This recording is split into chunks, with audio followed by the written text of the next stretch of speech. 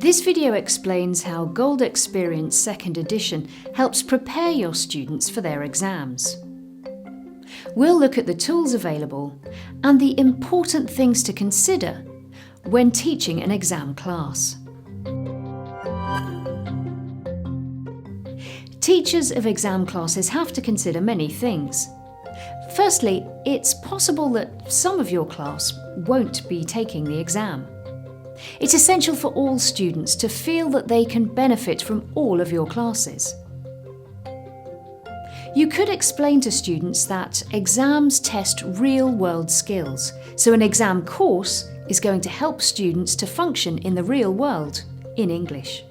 When you come to an exam task for the first time, elicit from students what specifically is being tested, and ask them where they would need to use the skills outside an exam. Focused exam courses are often described as being more rigorous than general English courses.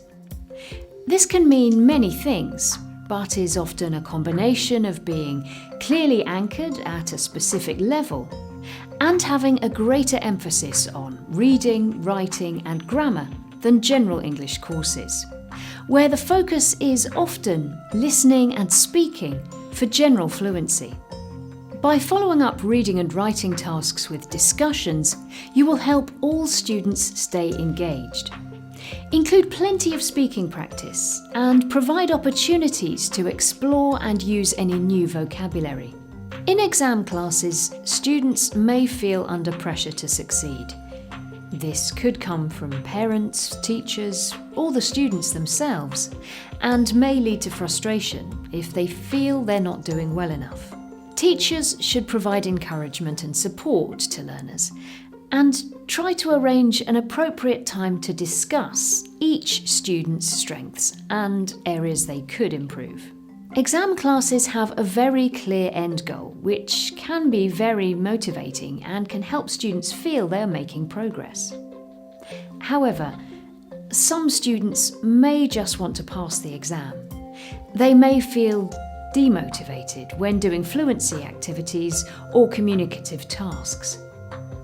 It's important that teachers explain the value of a task clearly to these students, so that they understand how each activity can help them succeed in the exam.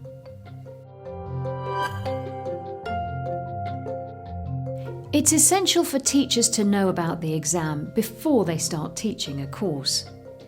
This will help with crucial decisions about the time spent on the different aspects of the exam, the focus for each lesson, and the skills required for each task type. Some of the information you'll need to know will be the format and content of the exam. This includes what papers there are and how many parts are in each paper. You'll also need to know how the skills are tested and what techniques are required to complete each task type successfully. Next, the practicalities of taking the exam. This includes how much time is allowed for each paper and how students should balance their time. You'll need to understand how the exam is marked and how many marks there are for each question. It's a good idea to familiarise yourself with the assessment criteria for the productive skills so you can use this in class to mark your students. Finally, it's important to know what happens after the exam. So when your students can expect their results, how the results are presented, and what your students can do with their qualification. If you have time, there are lots of ways to work with exam tasks.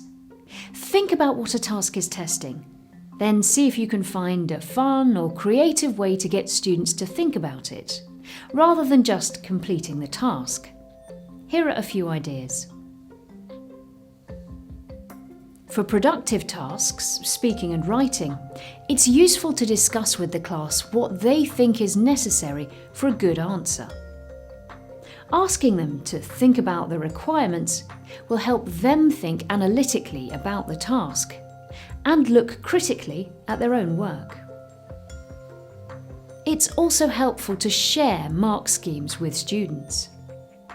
You'll find success criteria for the speaking and writing tasks in the teacher's book. You may also wish to find the official exam criteria on the exam board website. For the writing paper, it's important that students fully understand how the tasks work and that they answer them in full. You could give students a model answer. This one's from the writing file in the back of the student's book. Ask them to work in pairs to write the task that it answers. They can then compare with another pair and discuss any differences. For listening and reading tasks, it's useful to help students understand how distractors work. Once you have completed the task and checked answers, you could have students go through the text or the audio script and discuss other possible answers. For example, the incorrect multiple choice options or other words that could fit a gap fill, and then work in pairs to explain why they are wrong.